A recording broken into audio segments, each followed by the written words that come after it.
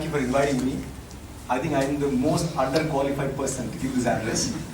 I do have a PhD, but my kids call me a useless doctor because I can't help them when they fall sick. And the only time I meet a doctor is by taking an appointment and waiting many hours in a waiting room to meet a doctor. And today I'm very privileged to meet so many doctors without an appointment. So thank you for inviting me to see all of you. I think the first thing I should say is to congratulate all of you. I mean, having done a PhD myself, I think by the time you graduate, if you go to the U, I did my undergrad here, and then my master's, and then I did a PhD.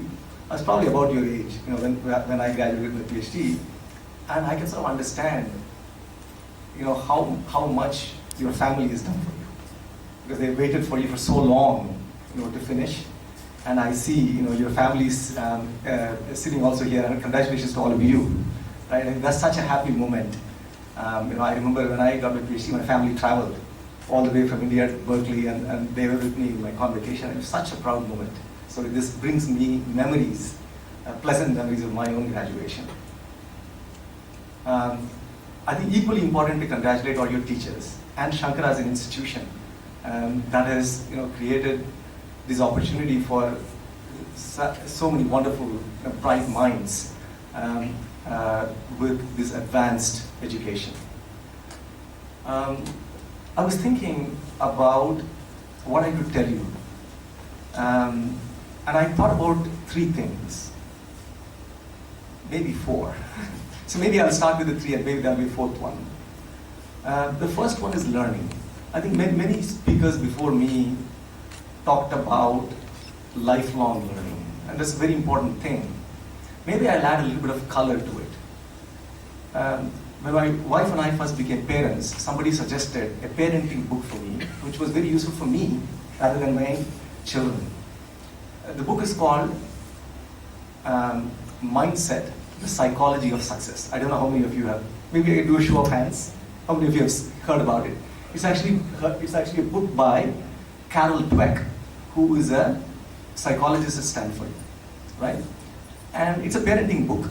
And what the book says is how to talk about learning to our children. That's what the book talks about. And there are two ways in which you can talk to your children when they're studying and when they're learning something. I think Carol Dweck categorizes this as fixed mindset versus growth mindset. And it's a very important distinction because fixed mindset versus growth mindset doesn't at all talk about what your child or you for that matter already know. It's about how you think about what you know and what you don't know, regardless of what your skill level is, right? So what the book says is that if you have a young child and the child is studying for an exam, the number one advice the book gives is never make any comments about the grades they get. Never praise results. Praise only efforts. That's the first parenting advice that the book gives. As a consequence of that, if you follow that, I think you can raise children, the book says, who are not pressured even if they are very strong academically. Like we often hear, I think I myself actually am a subject of that because I used to be a bright young student. I used to be first in my class, and my family says, oh Sriram, you can learn anything, right? And that puts tremendous pressure on you. Because that puts pressure on you as someone who knows everything. And the pressure of being known to yourself and people around you as someone who knows everything is very negative. It's immensely negative because it actually prevents opportunity for you to learn. Right? And it actually puts pressure on you to succeed in everything that you do. And if you succeed in everything that you do, you don't actually grow. You grow when you fail. And Carol Dweck's book shares that you have to always put yourself in opportunities where you learn more and you fail, and you do that without psychological pressure. And even though I read that book to help my children, over time, I found it has helped me. Because I'm in a discipline, computing science, which I think, like yours, is a very fast-changing one. I lead a lab consisting of 50 or 60 of the brightest minds in India, who are all leaders in the field, who all know much more than I can ever study. But thinking about Carol Dweck enables me to learn from them. Just so, in some sense, right, I put myself in the shoes of a young child. And that's a very wonderful way to continue lifelong learning. So I hope actually that helps you learn without having any pressure on yourself. The second thing I want to talk about is expertise. There is great joy that comes from expertise.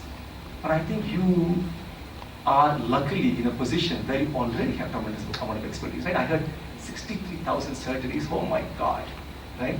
If I have a problem with my eyes, I'll come to you, right? You know, who would I go to, right? Other than people like you who have so much expertise, doing repeatedly and gaining from that expertise.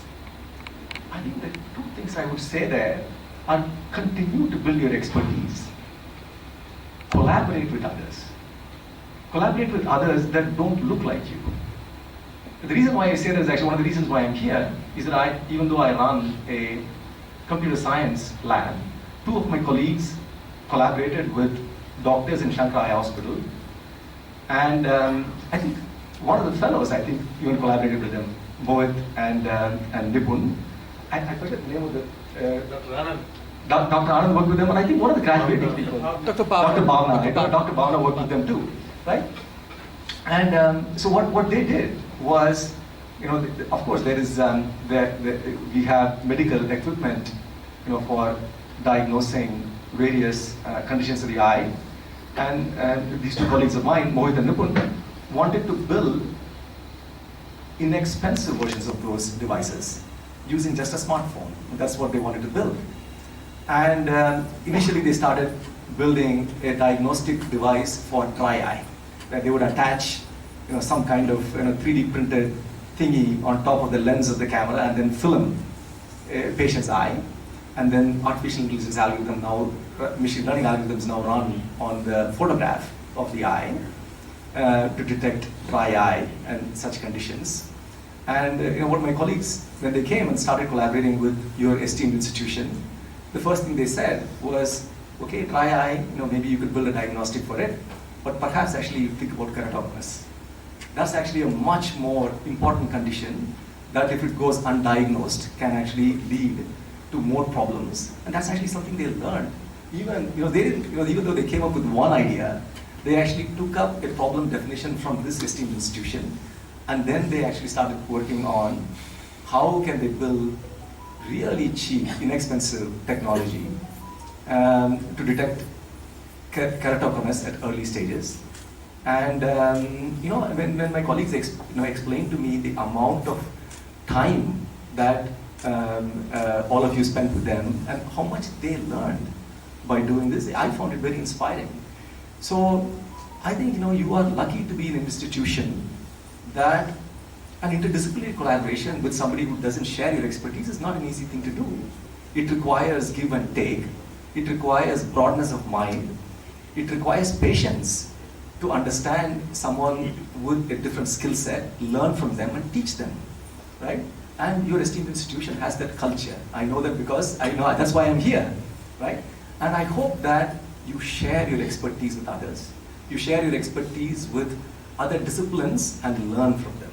And I hope you share your expertise with younger people and train them the same way that others have trained you. So that was the second thing I wanted to mention. The third thing I wanted to mention is that perhaps it actually is easier for you as a doctor than people in my profession, which is I really hope you find a sense of purpose. And I think being a doctor, I think it is easier for you to find a sense of purpose. When I was introduced, I think Dr. Kaushik talked about, I first met him in this event called City that we organized, where in our lab we work with many NGOs and so on and think about technology for societal impact, right? As a technologist, right, we have to make an effort to do something like that. Otherwise, I sit in my office, work on a machine learning algorithm, or work on a systems thing that actually is going to make a data center network with millions of computers run a little bit faster or run a little bit cheaper, right? But actually, I think people in my profession, we have to make an effort to connect what we are doing to improving the lives of people, which is so important to have a sense of purpose. And I think as doctors, you're lucky that you will have this sense of purpose ingrained in what you do every day. And I hope that actually that gives you a huge amount of happiness. And the final thing I want to mention is that I hope you care for yourself more than anything else. Right? I heard about advice to work hard, advice to be disciplined, and I heard about difficulties you had, working late, doing surgeries, missing events in family, and so on. I am sure actually those will continue, but I really hope that you take time to care for yourself. That is all I have. And I actually, again, want to thank you for the absolute honor for addressing this many esteemed group of doctors. It has never happened to me in the past, and I think it will never happen to me again. So thank you for giving me this opportunity.